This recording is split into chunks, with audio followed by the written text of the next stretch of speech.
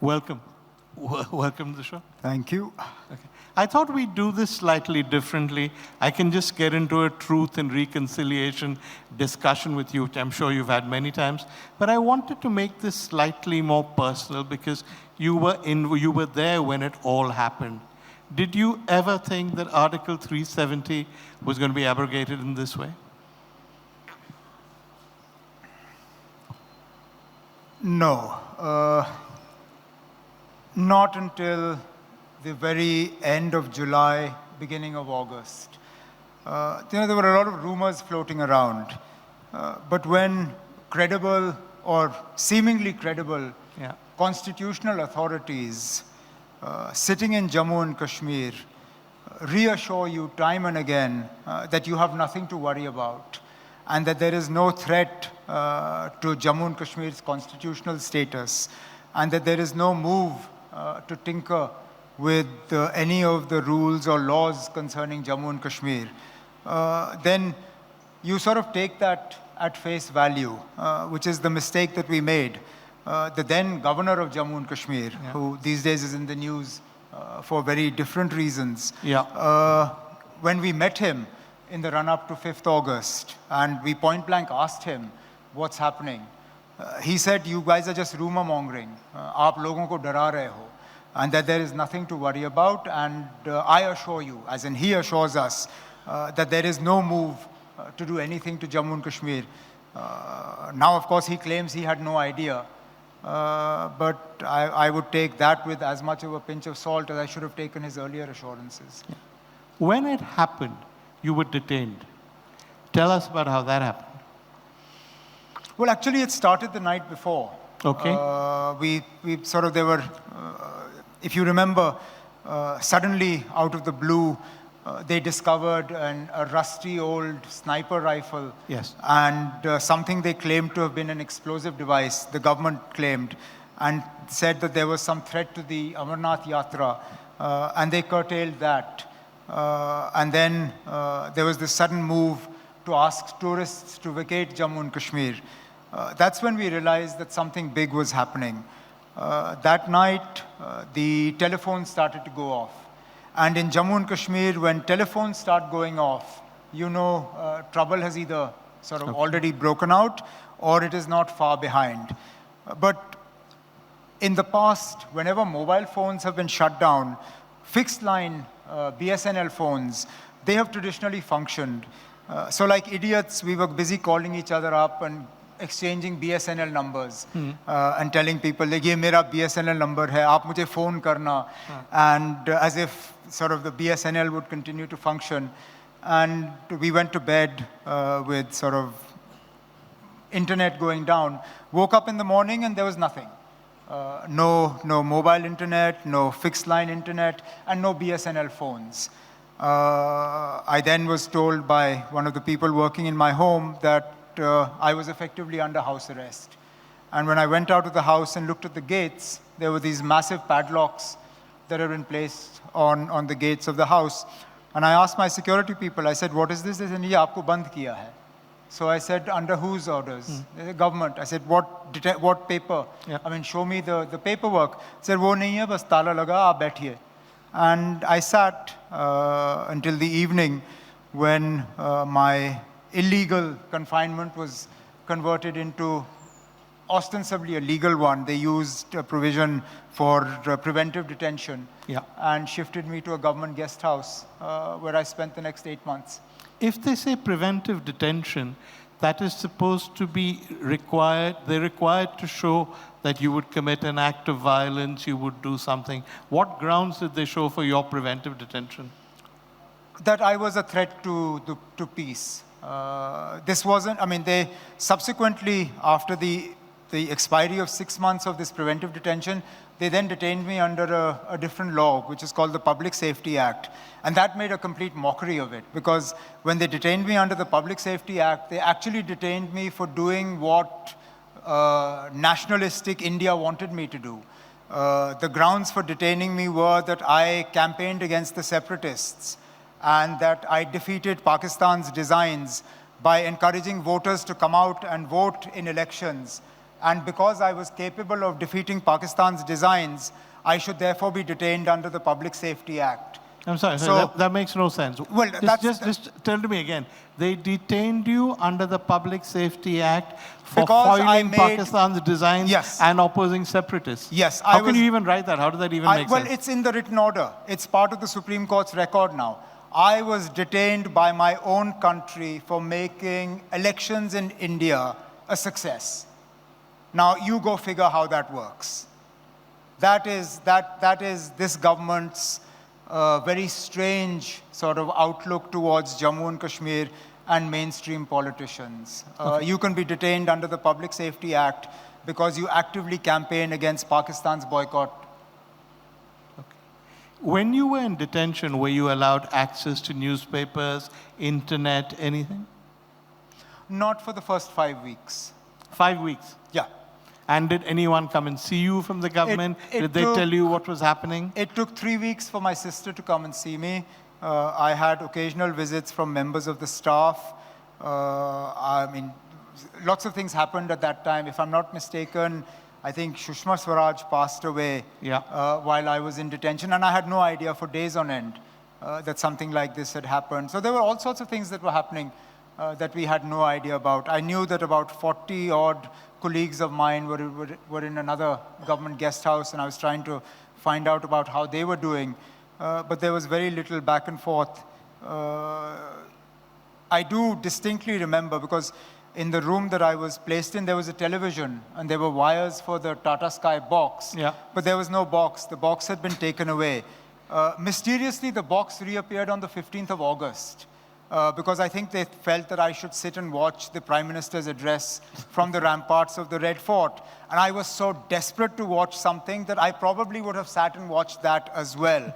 Except that they forgot that you need to recharge a Tata Sky box once in a while so you can watch the channels.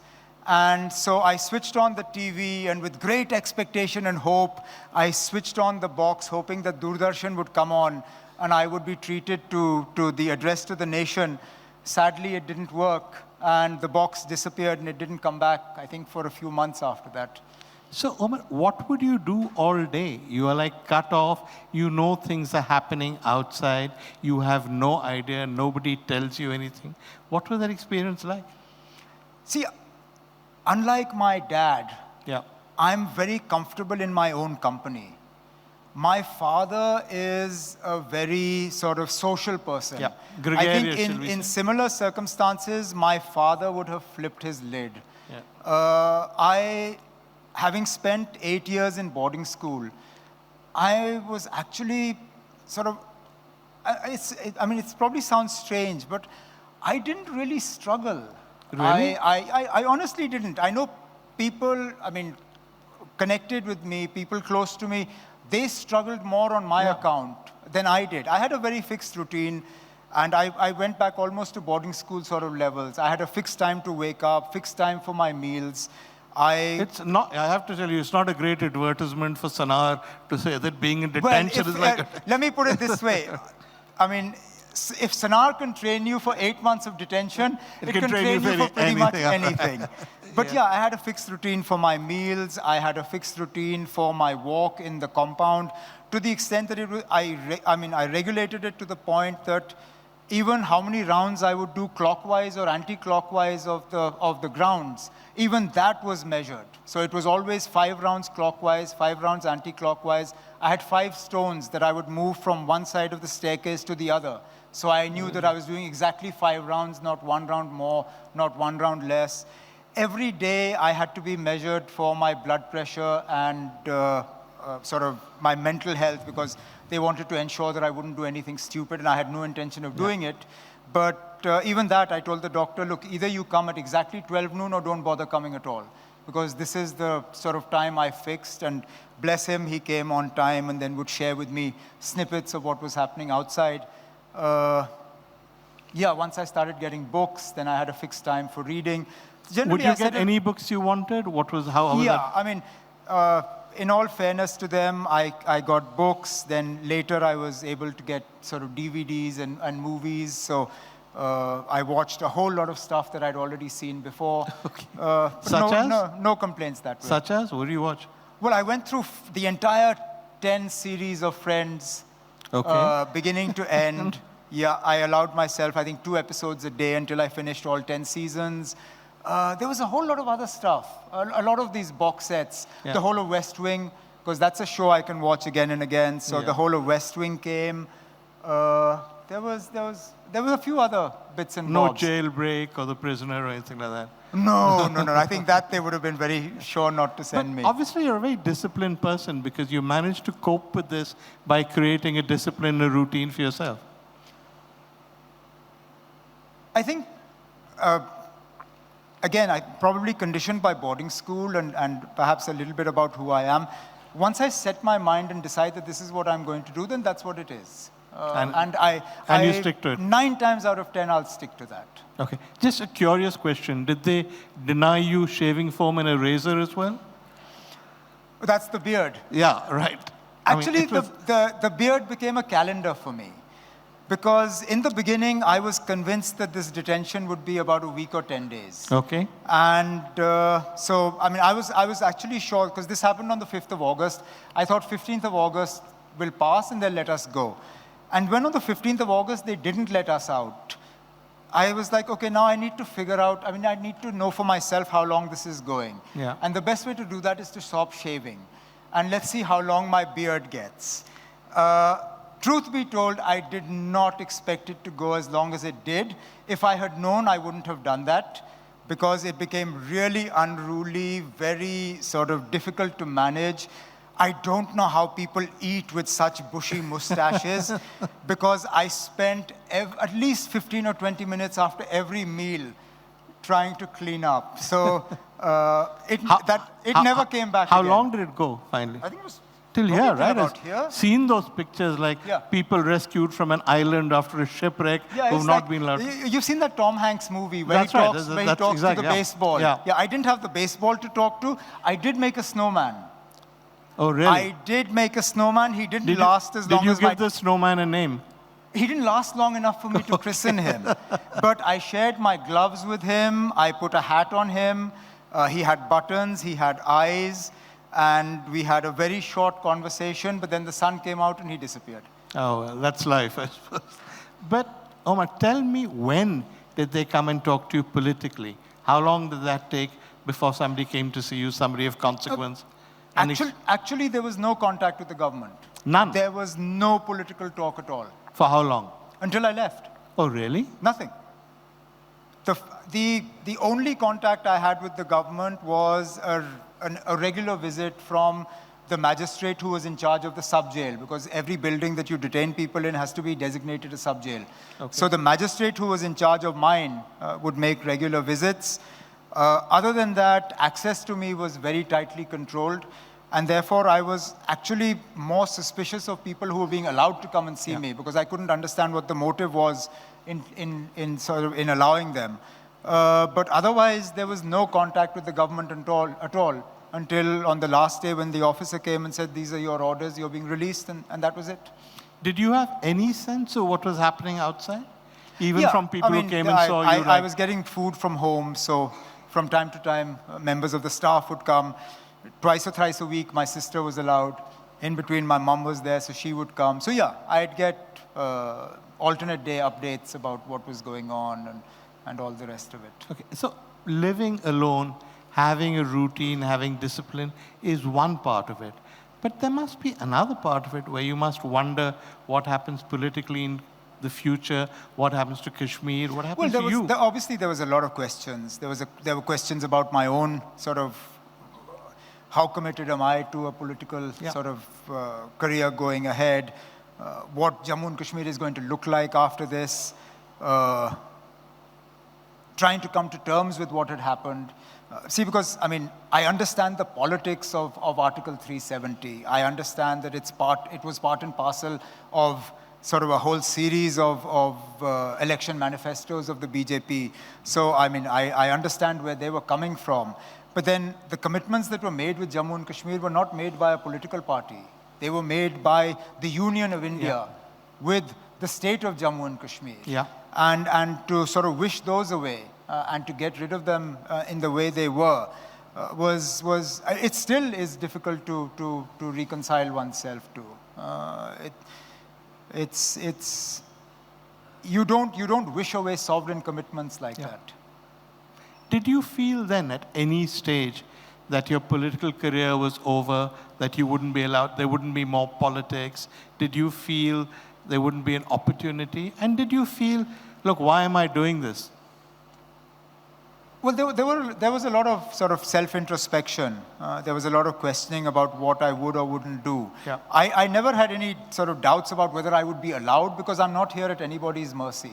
Yeah. I mean, the people of Jammu and Kashmir determine my political future.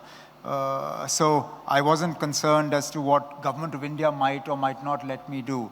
It was more a question of what I would or wouldn't want to do and what the sort of people of Jammu and Kashmir were thinking. Because while I had sort of access to news and information, I didn't really have access to party colleagues and workers and things like that. So it was a long time after I came out that I was able to sort of get a sense of the mood and what people were thinking and how we needed to reorient the sort of political direction that we were taking. But what about the personal stuff? I mean, I think most people here know that you started out working, you didn't start out going into politics. You were hardly groomed as a successor by your father, that when you wanted to join politics, your father was not necessarily wild about the idea.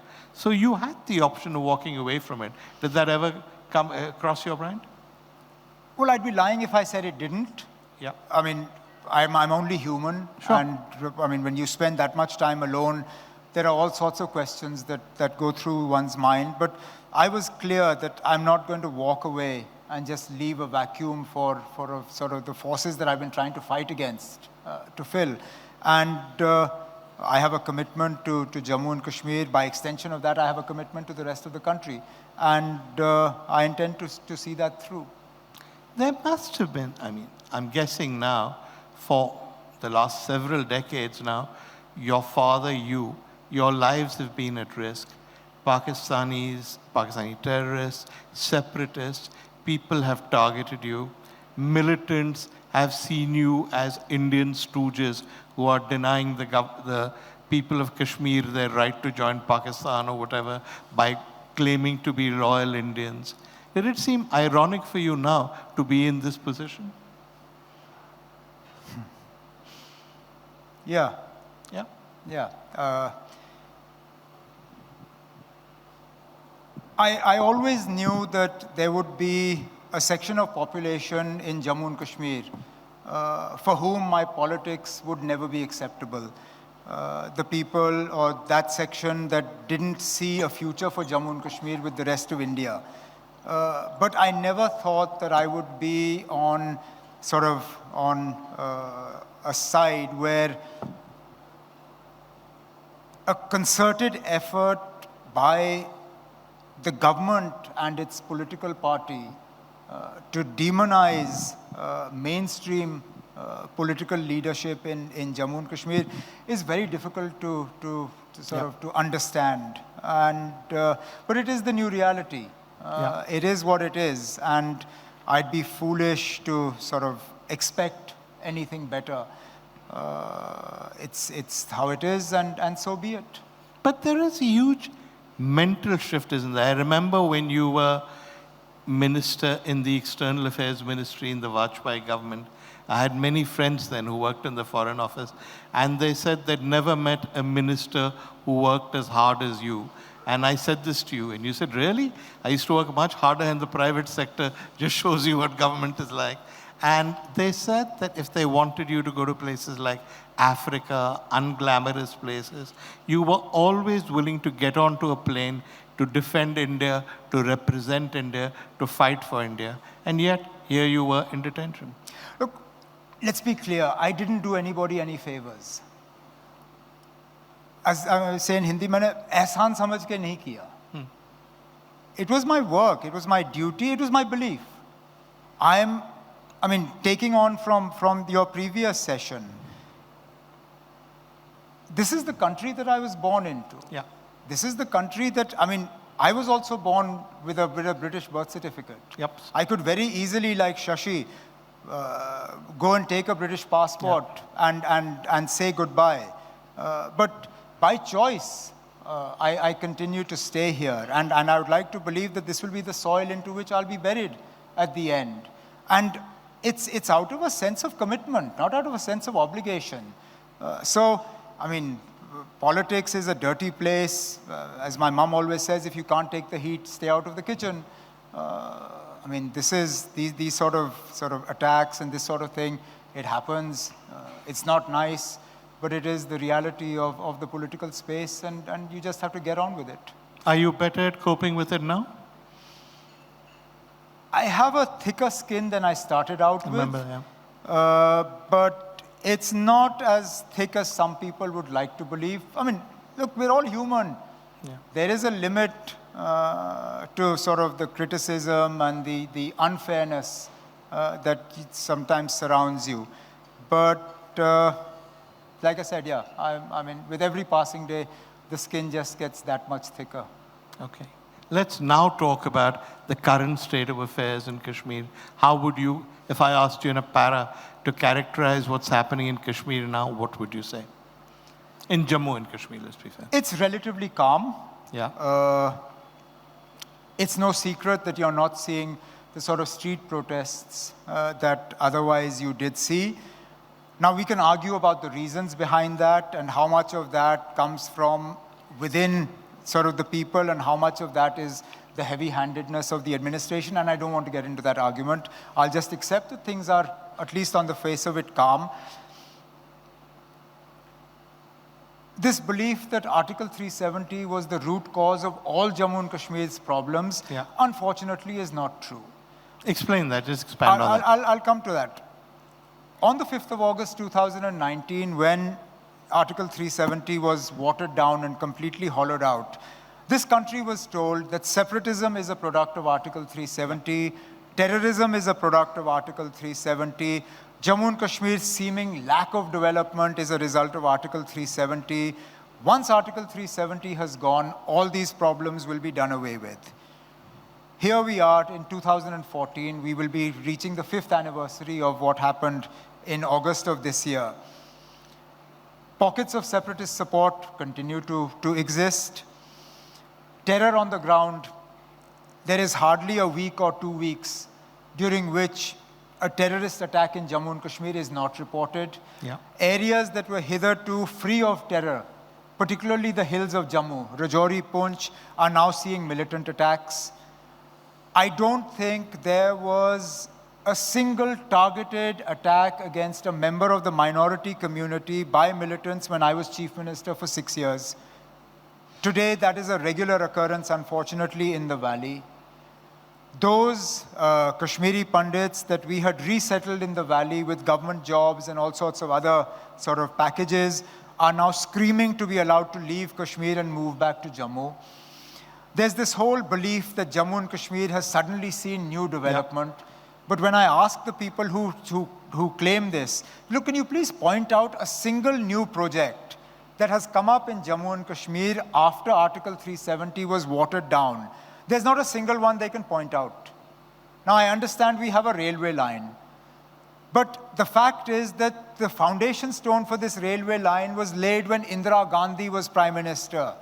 Now, looking around at this audience, there are a fair number of young people here.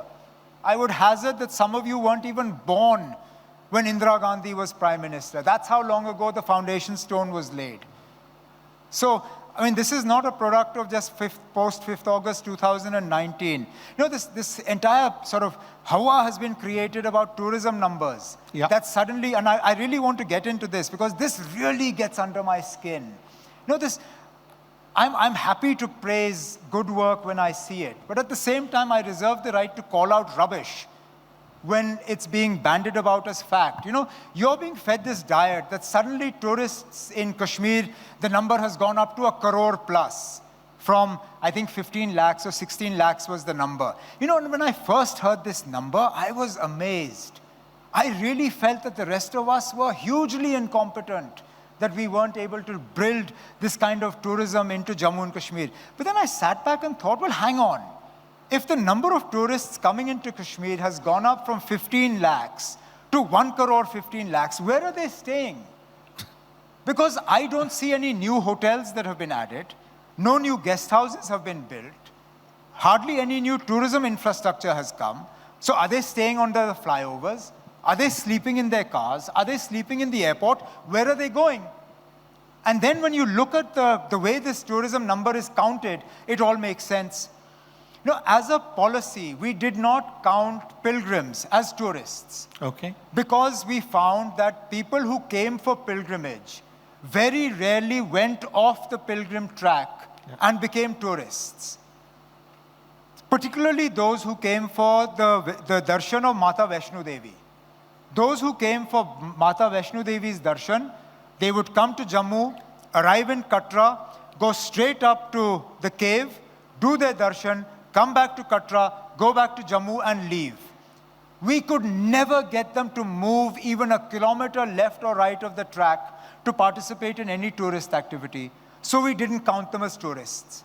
In the same vein, people who came for Shri Amarnath Ji Yatra, we wouldn't count them as tourists as well, because even though we knew a handful of them would go to Gulmarg and elsewhere, most of them would just come to Amarnath Ji, do darshan, and go back.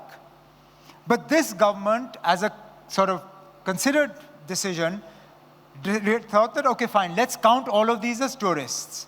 Now you get 1 crore plus Mata Vaishno Devi Yatris. You get 3 lakh plus Amarnath Yatris. And you have about 15 to 17 lakh tourists every year. That was the same number that was coming when I was chief minister. Add all this up, you immediately get the 1 crore 20 plus lakh that they say are tourists today. So where are the new tourists? They're not new tourists. They're just the same ones that are now, the categorization has been changed. Amarnath Yatris are also tourists, Mata Vaishno Devi Yatris are also tourists, and tourists are also tourists. And suddenly the whole country is told, देखो जी, 370 हटा, अब 15 लाख से 1 करोड़ 20 लाख तक हमने tourism पहुंचाया. Please, look, if you're honest with me and tell us that, look, this is what we've done, I'll be the first person to stand up and say, excellent, well done, good job. But if you're going to feed this nation a bunch of lies, then I'm sorry, I'm going to pick each one up and point out to you that this is false.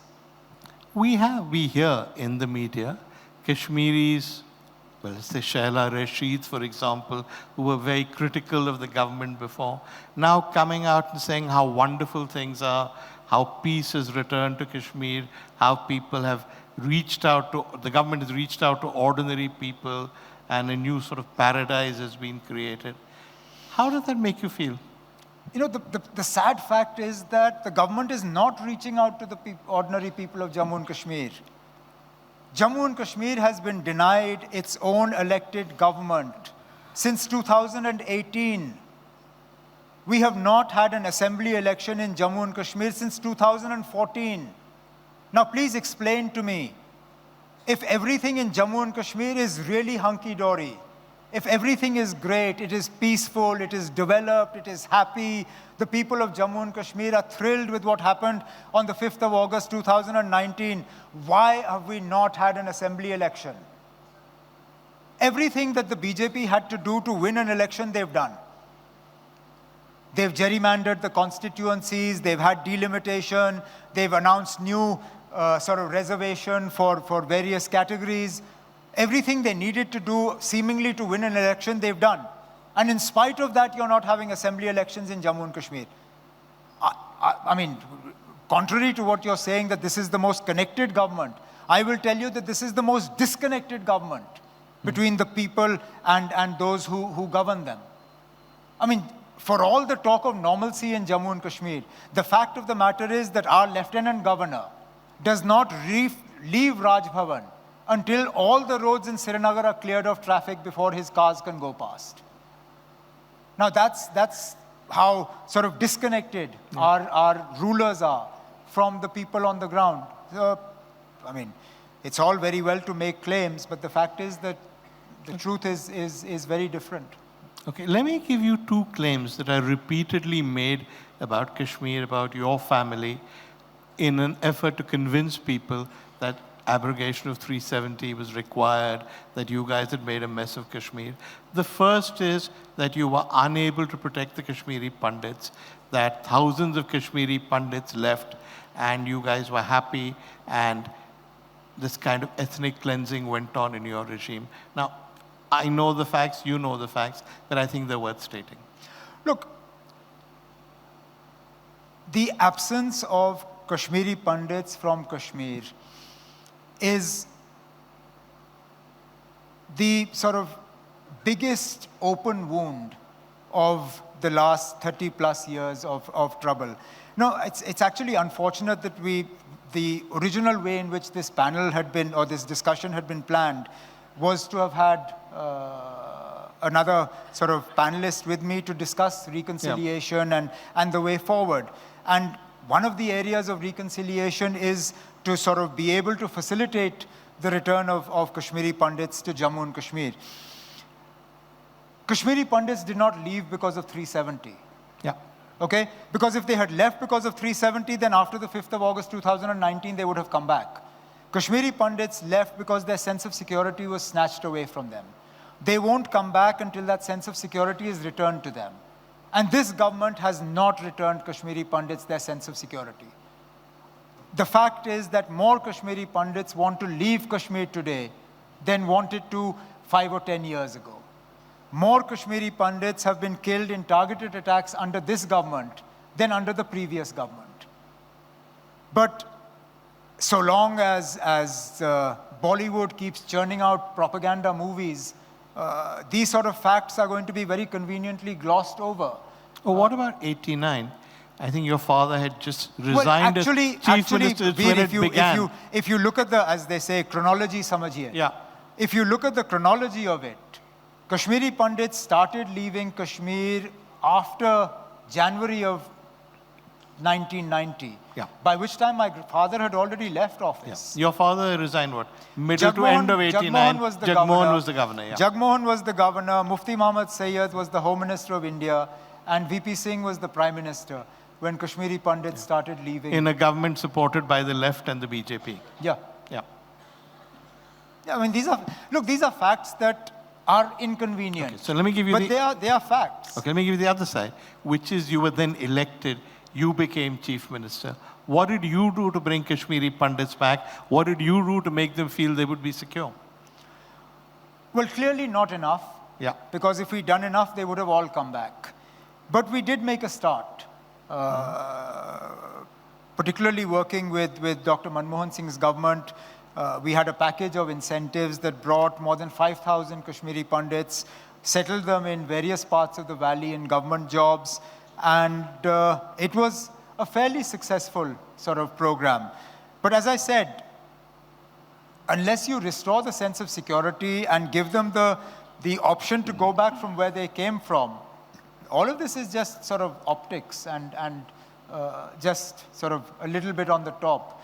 The numbers that left are in the hundreds of thousands. I think it's about 2-3 lakh.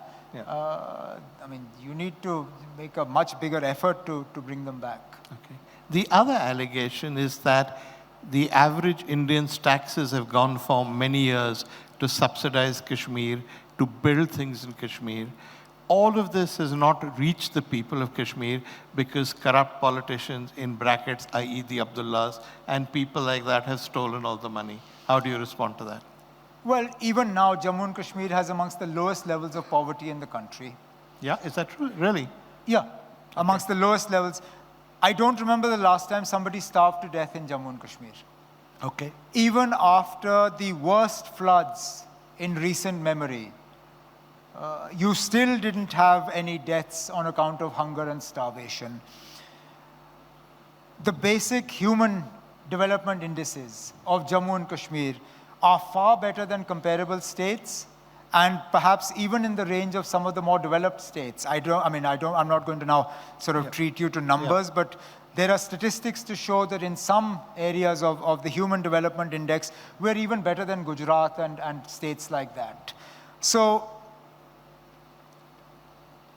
while we may not be the most developed state in Jammu and Kashmir, in India, we are definitely not sort of one of the Bimaru states, as others have been called. Make up your mind. Are the problems in Jammu and Kashmir because of two families, or are they because of Pakistan? Why not both options? Because Jammu and Kashmir has been a victim of militancy and terrorism. Militancy and terrorism is not the product of two families. Yeah. It's the product of Pakistan. Before militancy broke out in Jammu and Kashmir was one of the most advanced states and one of the most progressive states in terms of investment in this country.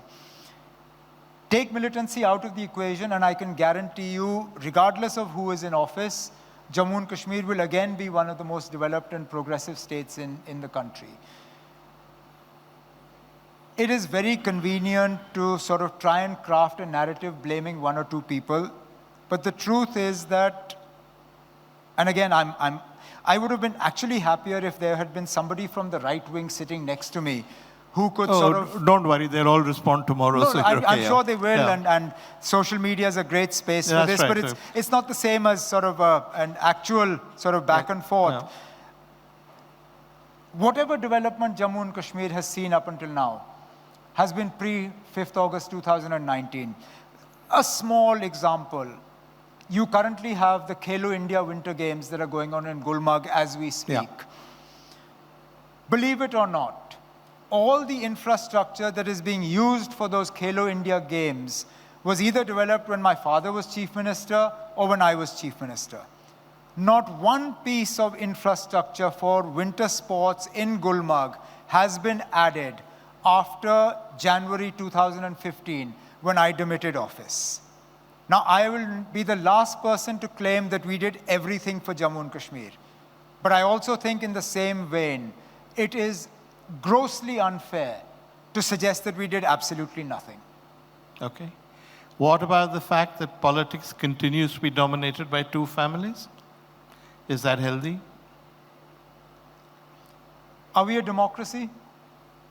Well, yes. You answer the question. Well, yes, of course. If we are a democracy, then ultimately the right to choose lies with the people.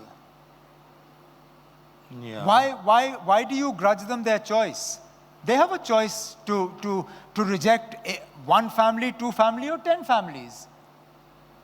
I am not here because somebody has put me here. Yeah. I am here because the people of Jammu and Kashmir elected me to that place.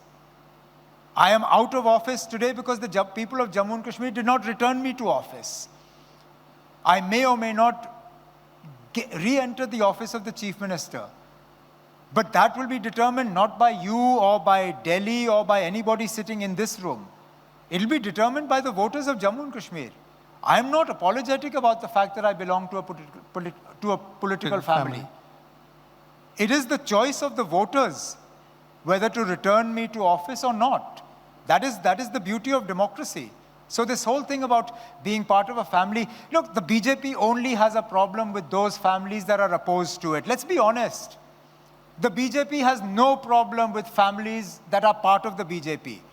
And I'll give you a whole list of people who are part of the BJP who belong to political families, who are sitting in good ministries in the government of India today. Now, just because they're part of the BJP, their families don't matter. But when you're opposed to the BJP, then suddenly your family is a problem. The Akalis are not a problem for the BJP when they're allies of the BJP, but they're a problem when they're out. The PDP and the fact that they belong to the Mufti family are not a problem when they're allies. I was not a problem when I was part of Vajpayee Saab's government, and so on and so forth. So let's be honest. The problem the BJP has is not with families. The problem the BJP has is with those people who oppose the BJP. And if I'm going to be criticized for that, I have no problem with that. All right. Let's look forward. What do you see happening in Kashmir? Well, let's start first of all with the parliamentary elections. That's the first thing. And then after that, well, what do you see happening? We'll have a parliament election. We are a very small territory. We count for all of 5 seats in parliament. Ladakh, if you include, then 6. So we really don't do anything to craft the sort of national narrative. But we'll take the fight to the BJP as much as we can. We have 3 seats sort of predominantly in the valley, 2 seats Jammu side. I'm hopeful about 3. The 2 in the Jammu region, it's going to be a tough fight, but we'll take those up. The important question is, what is the BJP and what is the government of India going to do about the deadline that the Supreme Court has set?